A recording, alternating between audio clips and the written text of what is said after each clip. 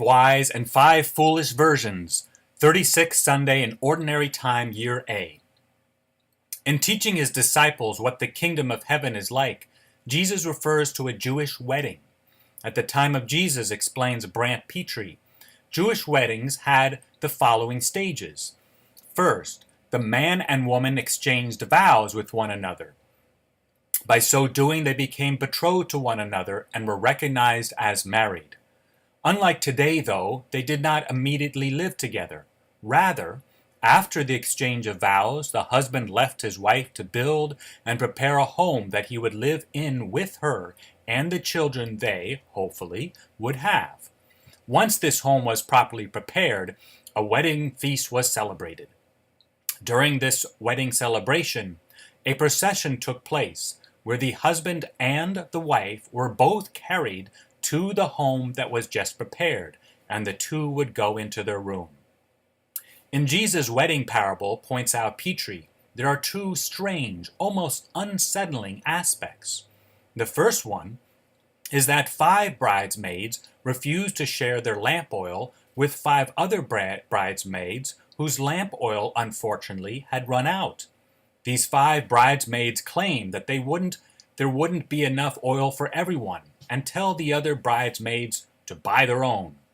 In a typical wedding celebration, such a manner of refusing oil would be almost unthinkable, especially because a wedding procession was relatively short and stores that sold oil were not open at midnight. The second strange aspect is that the bridegroom, the husband, rejects the bridesmaids who had gone out in search of oil with, "I do not know you." In a typical wedding, such a refusal would have been shocking, since these bridesmaids would have likely been close friends of his family, or of his wife and his wife's family. All these bridesmaids were lacking was a little oil for their lamps. Who would want to be married to a man like that? The explanation for these two strange, unsettling aspects is that this wedding which Jesus is describing is not an ordinary wedding.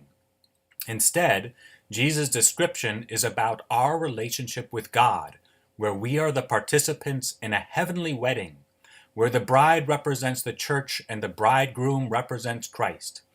The 5 bridesmaids' refusal to give up their oil represents our inability to give to someone a relationship with God. We can only encourage another to develop a relationship with God, but we can't give them this friendship. The husband's refusal to allow 5 bridesmaids' entrance into his house with the words, "I do not know you," represents our very essential need to know God. We grow in knowledge of God through prayer, which then is to inform what we do with divine life, with divine love, which lights up our actions with divine light, with the light that only Christ can give.